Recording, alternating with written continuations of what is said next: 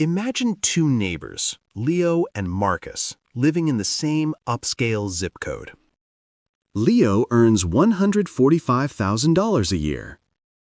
Walk into his home and you're greeted by a 4-meter-wide home cinema and a designer Italian sofa that cost as much as a used sedan. His kitchen is a graveyard of high-end gadgets, sous vide machines and professional mixers still sitting in their glossy boxes.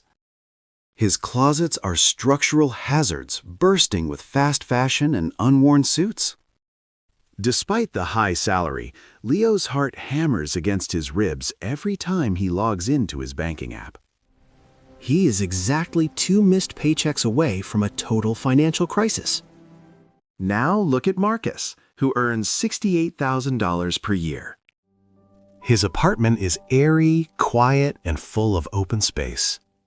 He owns a comfortable couch, a modest TV, and a kitchen where every knife and pan is seasoned from daily use.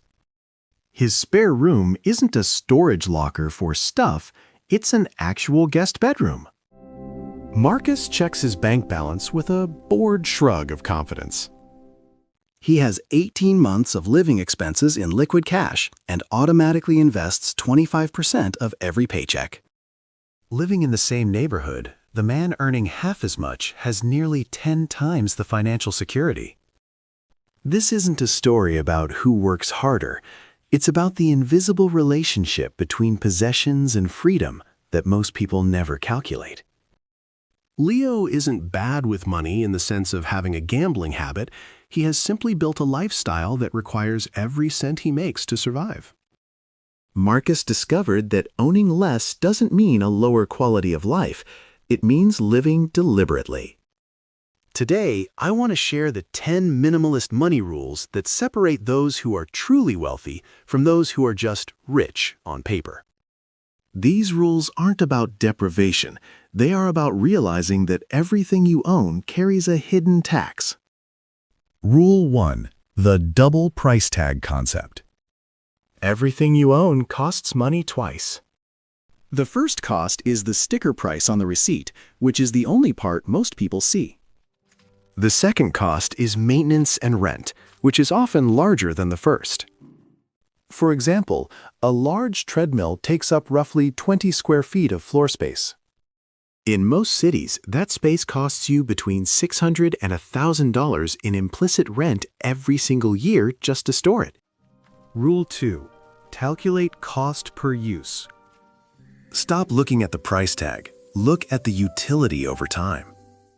A $300 pair of boots you wear 300 days a year costs you only $1 per wear. A $50 bargain dress you wear once to a wedding costs you $50 per wear. Minimalists know that the higher-priced item is often the cheaper choice in any meaningful sense. Rule 3. The ghost replacement test. Walk through your house and ask, if this vanished tonight, would I spend my own hard-earned money to buy it again tomorrow? If the answer is no, that item is a parasite taking up your mental and physical bandwidth. Rule 4. Never upgrade functional items.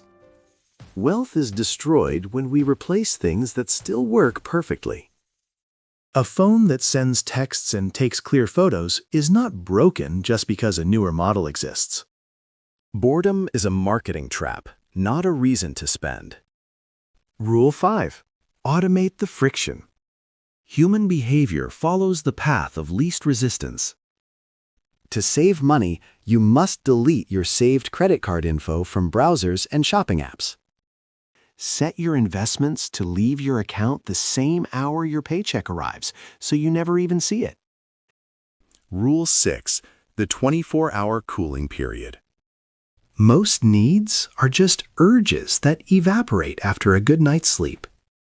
Implementing a mandatory 24-hour wait for any non-essential purchase will eliminate roughly 70% of impulse spending.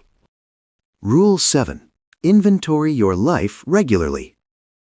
We accumulate things because we lose track of what we already have. Once a month, count your items in one category. such as shoes or kitchen gadgets. Realizing you own 47 shirts makes it much harder to justify buying the 48th. Rule 8. Rent the hobby, buy the passion.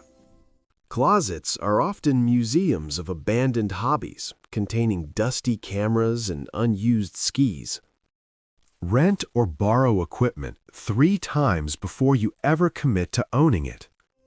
Rule 9. The lifestyle multiplier. No major purchase is an island. Every object connects to other expenses. A boat requires a trailer, a hitch, insurance, and storage fees. This is the ecosystem cost. Rule 10. Define enough before you start. The most dangerous trap is a moving finish line where your expenses grow as fast as your salary. Decide now what a good life looks like for you, and when your income exceeds that, send the rest to financial freedom. True wealth isn't a driveway full of depreciating metal. It is optionality. It is the ability to quit a toxic job, take a 6-month sabbatical, or say no to opportunities that don't fit your values. Each purchase you make is a trade. You are exchanging your future freedom for a temporary object. The choice is simple. Do you want to own your possessions, or are you comfortable with your possessions owning you? The math and your peace of mind strongly favors the first option.